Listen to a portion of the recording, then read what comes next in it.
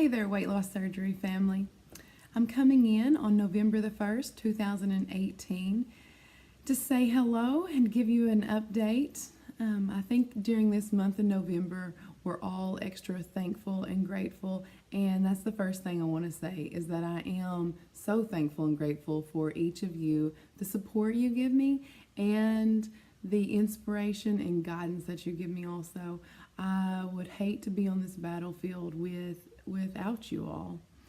And this week is number 69, post vertical sleeve gastrectomy.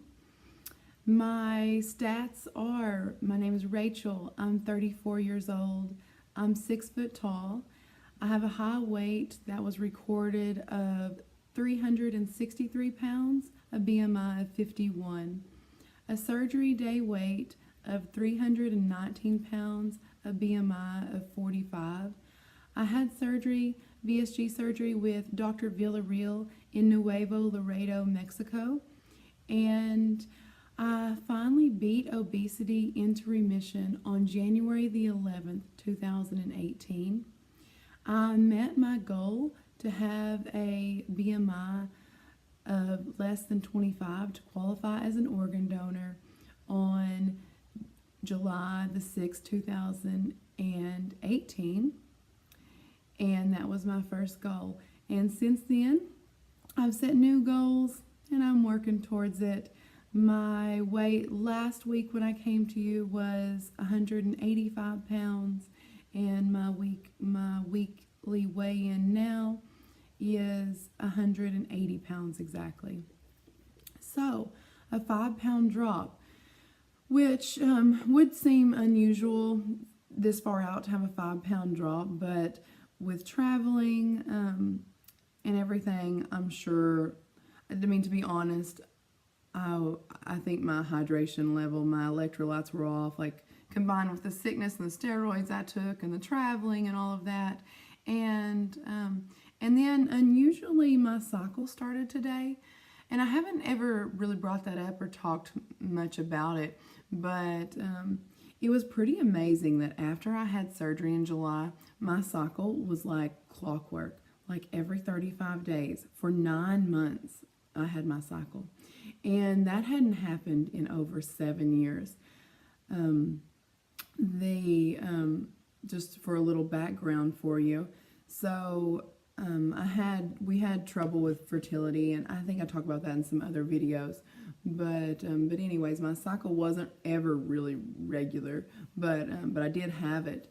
But then after I got pregnant with my son, I had a healthy pregnancy with my first son, and gave birth, and I was breastfeeding him, and so I never got my cycle. It never came back the whole time I was breastfeeding him. And so after he was weaned, when he was about 1 year old, my milk never dried up. And so finally, like after dealing with this annoying thing, I went to the doctor and I was like, hey, can I have some medicine to stop this? And she was like, whoa, this is not normal. And so they immediately wanted to do an MRI because they thought that I might have a tumor on my pituitary gland. They said that's usually the cause. So they did an MRI and they couldn't see anything wrong. And so they ended up diagnosing me with insidious onset hyperprolactemia. So they didn't know why I had such high prolactin levels in my body, which is released by the pituitary gland. And they said they really thought that there was probably a small tumor there. It just hadn't grown big enough for them to detect it yet. So they wanted me to get MRIs every 6 months. And I haven't exactly did that for lots of reasons. I mean, one is the huge cost. I mean, even with insurance, it was like $4,000. But anyways, they said that it's not cancerous like 99% of the time, and that the main thing you have to watch out for is it growing big and it's right next to the optic nerve. And so if you start having headaches or trouble with your vision, then they usually have to try to go in and remove it. And so that was always an issue. And so they could put me on medication to stop the milk production, but but you couldn't be on it and be pregnant. And so we wanted to have more children. So it was like really complicated when to take the medicine, when not to take the medicine, and to make sure it didn't affect the pregnancies. And so that's just something I've dealt with all this time. But I say that all is because when you have high prolactin levels, it tricks your body into thinking you're pregnant or newly or nursing, have a newborn, and so it doesn't allow you to have a cycle. And so basically, for the last 8 years, I never had a cycle. So fast forward to just what I told you, had 9 months of a cycle, and everything seemed normal. Still have some milk production, but it wasn't like leaking or anything like it has at certain points in the past. And so I just thought overall my hormone levels were regulating and things were getting better. But then after 9 months post-op, like for the last, let's see here, the last 8 months, my cycle has been all over the place. It's been 40 days, it's been 60 days, it's been 70 days, it's been skip a couple months. And so that brings me to today, like just out of the blue, my cycle started.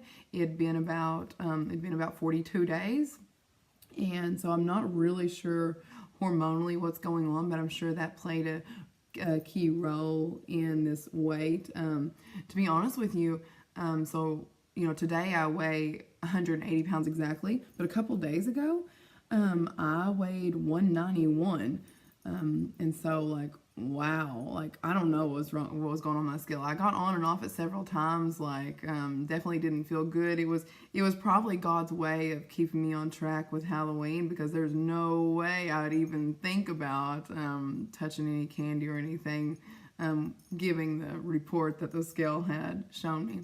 But anyways, a mystery guest, 1948, Miss Ruthie, she was talking about this being an issue, and I'm there with you, sis. It's just something that happens. I don't really know why, but it's definitely not stable.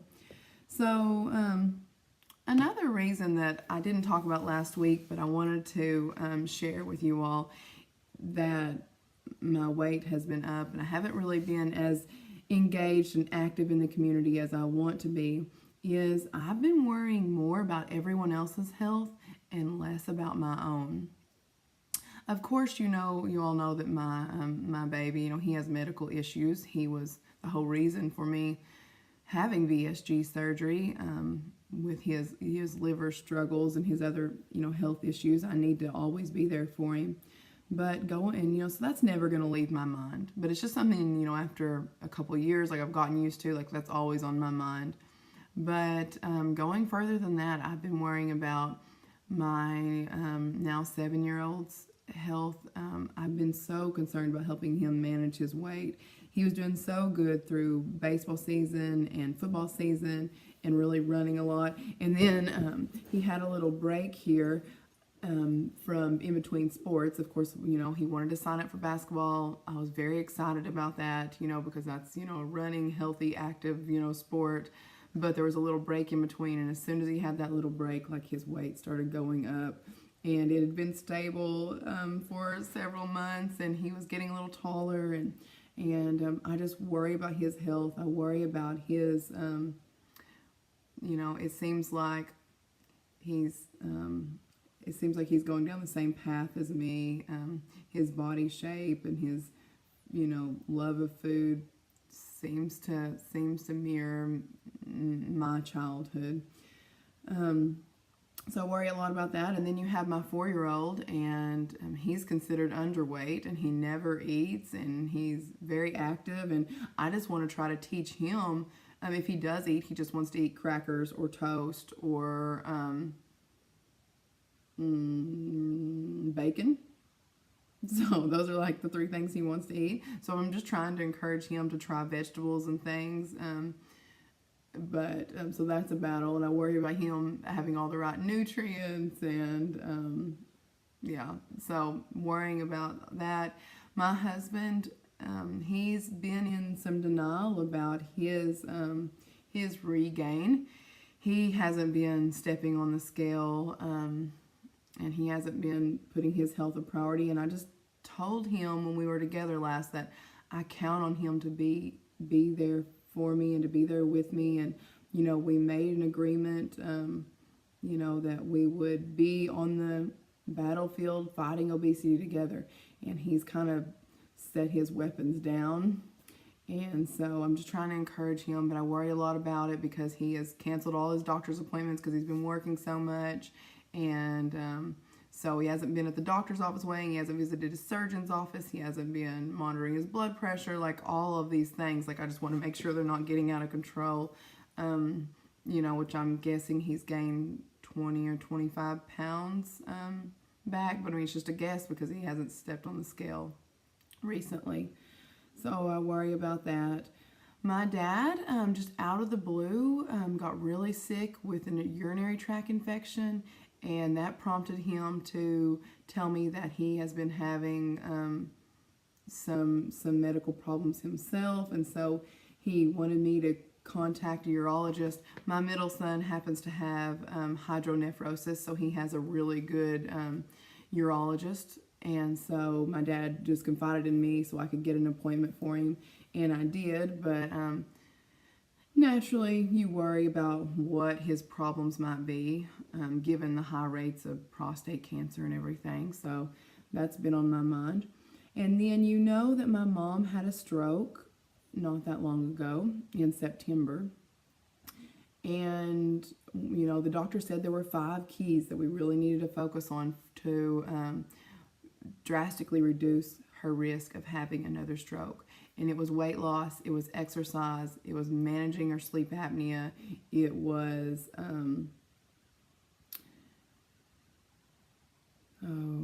what else was it? Her blood pressure, managing her blood pressure, and of course they're concerned about her cholesterol level, which I've been doing so much research about, and so controversial. I'd love for my mom to jump on the keto train, but I don't think that's ever going to happen. But I was fine, like as long as she was reducing her weight, like we'll just take this one step at a time. But she's fell off the wagon, and she's recovered so well. Like I just praise God, she's recovered so well. But it's almost like she's recovered too well, and it's like it never happened. It's like she never had a stroke. And so I just had to have like such a serious conversation with her last week that we watched my grandfather have a massive stroke to where he couldn't talk, he couldn't walk, he couldn't feed himself. I mean, it was serious. Like, and my grandfather was close to 70 when he had his first, stroke. And he never had any health problems. He's a typical average normal weight. He plays golf every day. I mean, he's very, very healthy. You would have never guessed him to have a stroke. And so it is in her genetics no matter what, even if she didn't have these other risk factors. And so I was just having this serious conversation with her because she's stopped weighing, she stopped logging in MyFitnessPal, she's, been back to her, normal ice cream indulgence, the only thing she really has under control in the 5 things the doctor told us about is the blood pressure. And I just worry, I worry every day that my mom's going to have another stroke and she's not going to be here with us. So all that said, that's lots of worry, but I'm trying to set some of that aside and add myself back to the top of the list because I don't want to ever be outside the healthy range that I'm supposed to be in, of course, to be an organ donor, and I want to reach my goals. I still think a lot about plastic surgery, and I still want to make a video for y'all about that, but that's one of the things. So my goals for November, to kind of put myself first, are to make all my own doctor's appointments. I need to get my teeth cleaned. I haven't did that. I need to have my annual OBGYN appointment. I need to have my blood work done. I mean, I need to do all these things that I have just put off and not put myself first. I am committing to weighing daily. I hate that I have such scale avoidance. I hate that I fear the scale so much, but I'm just going to try to face it every day and record it. Just record it every day, face it every day, and just try to make it more like a normal piece of my life, a normal piece of data that I collect. I want to be more active in our WLS community, especially on Instagram and here on YouTube. So that's a goal. I would like to win my November diet bet. Of course, you both know that I'm in 2 6-month diet bets that run concurrently.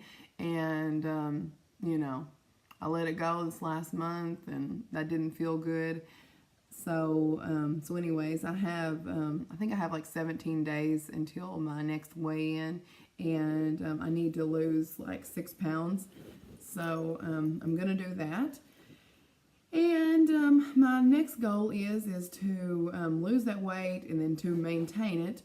We will be going to visit my husband somewhere for Thanksgiving break because the kids get over a week off for Thanksgiving here, and so we're gonna travel somewhere. We don't really know where his job will be at the time. He'll probably let me know 24 hours in advance. So, anyways, that's what we're planning on doing. But my goal is to stay keto while I'm with him, and not be influenced by that pressure to eat off plan. I want to end on a happy note and share a couple of NSVs with you. Our Halloween was great. We dressed up as a family. We dressed up as the cast from Peter Pan. Naturally, I was the mother. I was Wendy, what Peter Pan calls the mother.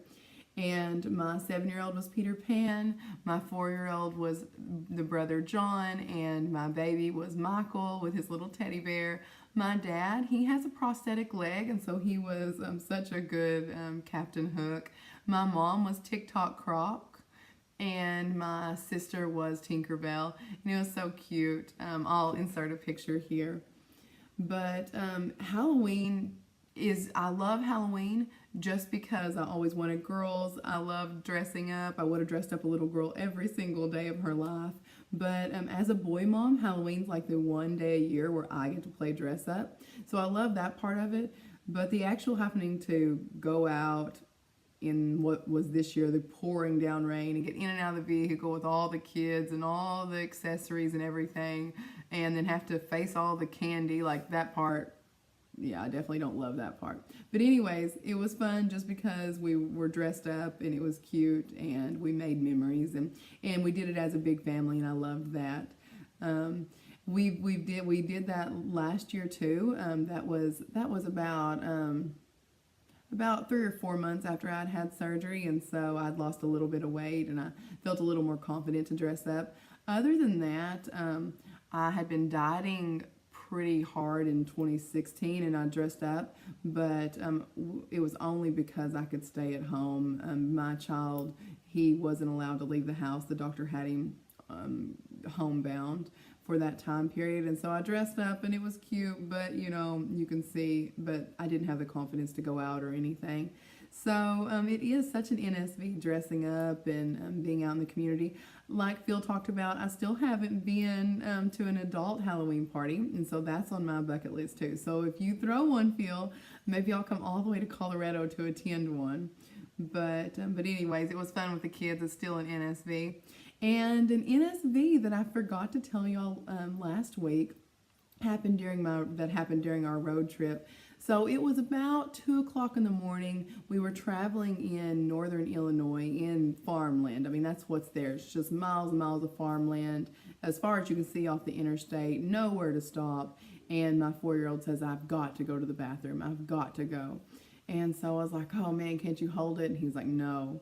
And so we pull over off the interstate there on the side of the road, and I get him out. So, it's one thing about being a boy mom is they can easily go to the bathroom anywhere. And so he goes, and I'm sitting there thinking like, man, I really need to go too. I don't know if I can make it to the next stop. But the thought just terrified me because when I was about his age, I was about 5 or 6 years old. I went on a Girl Scout hiking trip. And while we were off hiking, I needed to go to the bathroom. And so the Girl Scout leader just said, here, go right over here by this tree. And so, like cop a squat kind of thing. And so I was like, okay, not knowing any better. And so I did. And I was really heavy then.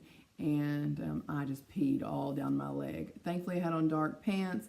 But I mean, I remember that very well, that I hiked that entire time with pea-soaked pants. And, of course, when you hike like that and all wet, it was like my leg was all chafed and everything, my legs were. And so that was it's like a terrible memory. And then when I was in college, we were I was on a hike with some friends and in the middle of nowhere and needed to go. And so I thought, I'm more coordinated now, I can do this. And so I did Kappa squat, and once again, like, was not successful. Pee went down my leg, and it was terrible. So anyways, here we are. I'm on the side of the road. I'm like, wow, I really need to go. I think maybe I can do this now. Maybe I can. Like, maybe my body has changed enough that I can do this. And so I squatted there on the side of the road next to the vehicle, and I was successful. The pee just went straight down to the ground. And so I just hate to tell y'all, like, I had to tell y'all, like, that is a big NSV, to be able to Kappa squat now. So anyways, I'll leave you on that note. I hope you all have a great week, and I look forward to visiting with y'all some more. Love you all. Remember, keep God on your mind and in your heart, and be successful.